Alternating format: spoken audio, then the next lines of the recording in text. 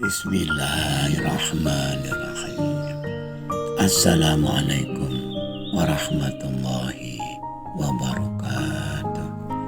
Wahai anak-anakku, murid-muridku yang senantiasa dirahmati oleh Allah SWT.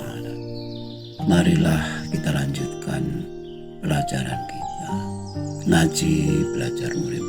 Kali ini kita membahas mengenal watak bulan. Paiman keluar dari rumahnya yang sederhana menuju halaman, membawa gulungan tikar daun pandan. Dia menggelar tikar itu, kemudian rebahan dengan berbantal lengan sebelah kiri, ditemani istri dan anaknya yang masih kecil. Hal itu biasa dilakukannya selepas sholat maghrib, di saat menjelang bulan purnama dan beberapa hari setelah purnama. Kampungnya yang terpencil, jauh dari perkotaan, di mana aliran listrik belum masuk ke desanya. Munculnya bulan purnama sungguh merupakan sesuatu yang amat dirindukan. Demikian juga para tetangga, banyak yang melakukan hal yang sama. Bahkan tidak jarang anak-anak kecil pada bermain di luar rumah, di halaman, bahkan kadang-kadang di jalanan kampung yang memang sepi karena terpencil. Mereka berlari, berputar, berkejaran ke sana kemari, ditemani sinar rembulan yang bersinar redup namun cukup terang untuk mereka bermain. Bagi anak Paiman yang terlalu kecil untuk ikutan, maka cukuplah rebahan di atas tikar daun pandan bersama bapak dan ibunya. Celotehannya yang tak karu-karuan karena omongannya yang belum jelas dan tingkahnya yang tak mau diam, sungguh seringkali membuat ibu dan bapaknya bergembira dan seringkali tertawa lepas.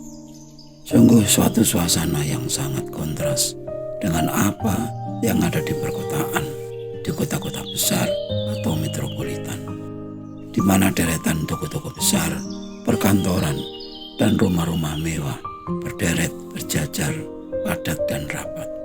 Jalan raya yang penuh sesak dengan kendaraan, baik itu roda 2 maupun roda 4, dan kemacetan adalah wajib hukumnya di setiap perempatan maupun pertigaan lampu merah. Bulan purnama sama sekali tidak ada gunanya di tempat seperti itu. Wahai anak-anakku, murid-muridku, dari secuil cerita Paiman di atas dapat kita pahami arti hadirnya bulan purnama bagi kita. Purnama akan sangat berarti bagi kehidupan yang masih sangat sederhana dan apa adanya. Sinarnya yang lembut dan tidak terlalu terang itu sungguh identik dengan kesederhanaan hidup.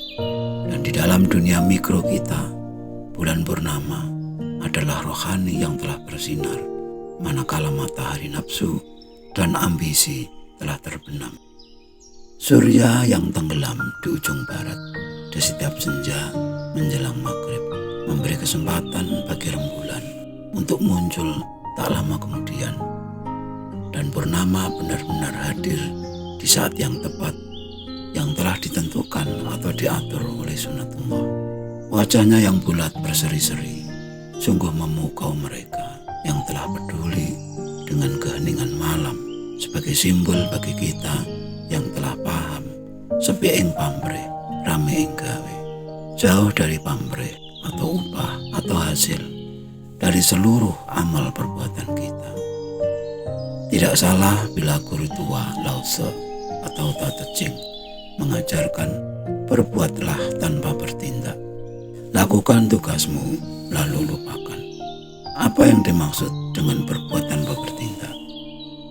Tindakan atau perbuatan apapun yang kita lakukan, sebesar apapun manfaatnya bagi orang lain, hendaknya janganlah membuat kita bangga, mengaku-ngaku bahwa kita sangat berjasa. Karena pada hakikatnya semuanya semata-mata atas pertolongan Tuhan.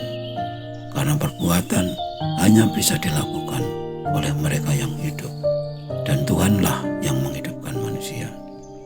Hal ini selaras dengan firman Allah di dalam surat Al-Anfal 17. Wa ma romaita idh romaita walakinnallaha rama. Dan bukan kamu yang melempar ketika kamu melempar, akan tetapi Allah lah yang melempar. Ajaran makrifat ini sungguh luar biasa.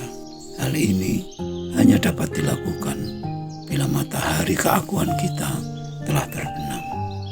Energi-energi keakuan yang telah sirna dan purnama, rohani, hadir selang sesaat tenggelamnya nafsu keakuan. Sekali lagi, purnama hanya berarti di tempat yang jauh dari gemerlap atau hiruk pikuk hidup yang penuh dengan rencana, ambisi yang tiada henti.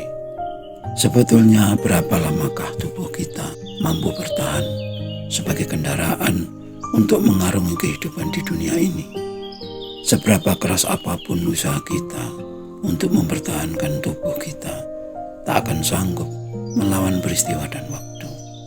Sungguh sangat fundamental bila rukun iman mencantumkan mengimani hari akhir perjalanan tubuh yang fana ini.